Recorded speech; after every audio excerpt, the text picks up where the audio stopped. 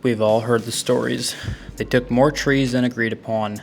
They made an absolute mess. They lied.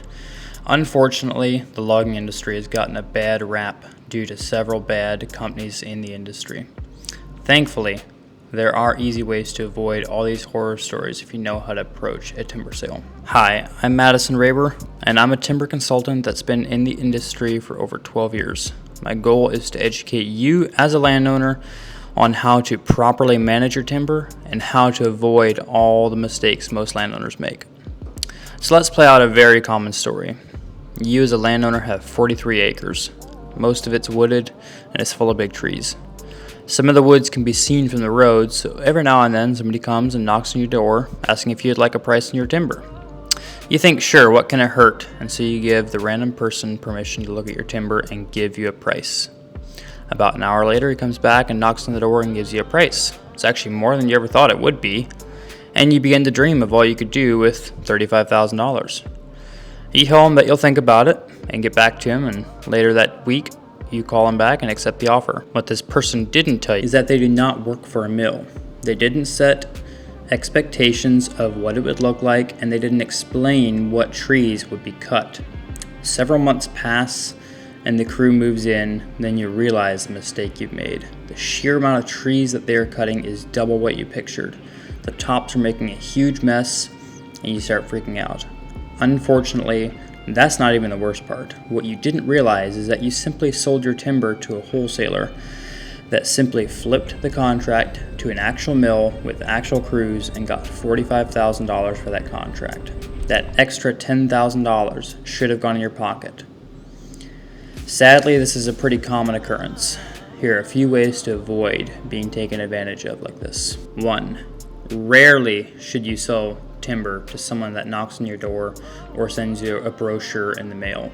While this may actually be an indicator that you have some timber value and the company may actually be a good company, you will rarely get the best price if you do not get multiple good companies in to bid on the timber. 2.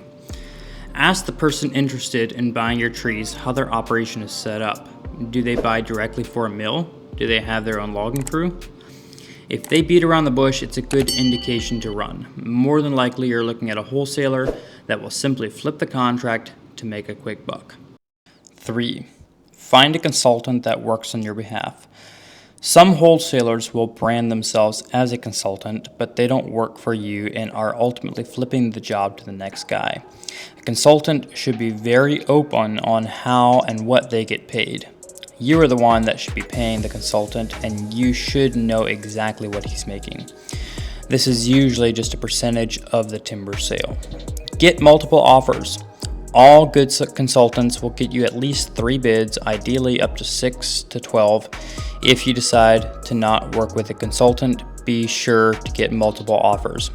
As a consultant, I've seen offers on the exact same trees range from $46,000 all the way up to $106,000. Don't make that mistake.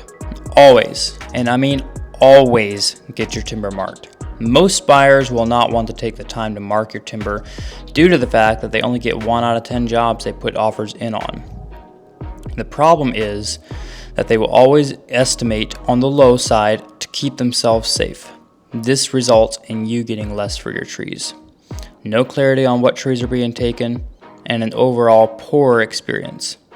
You should be getting a full breakdown of how many trees, what species, and estimated board feet. There's no way for buyers to give you this if they don't mark and scale each tree.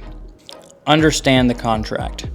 Don't make the mistake of signing a bad contract. Lots of buyers will want to do a point of cut diameter cut. Let's just say, for example, that it's 18 inches. That means that all trees that measure 18 inches at the bottom of the tree will be cut. This is almost always a harder cut than most guys realize or want. All trees flare out at the bottom, and almost any tree the loggers want to take can be cut at 18 inches. Take the time to fully understand what you are signing. Finding a good consultant to walk through the timber sale process will be worth their weight in gold. There are many more things to be careful of, but hopefully this gets you started on the right path. If you enjoyed this content, tap the like button and subscribe. And leave a comment of what you would like to see in the future, and I'll hopefully be able to make a video on it. See you guys next time.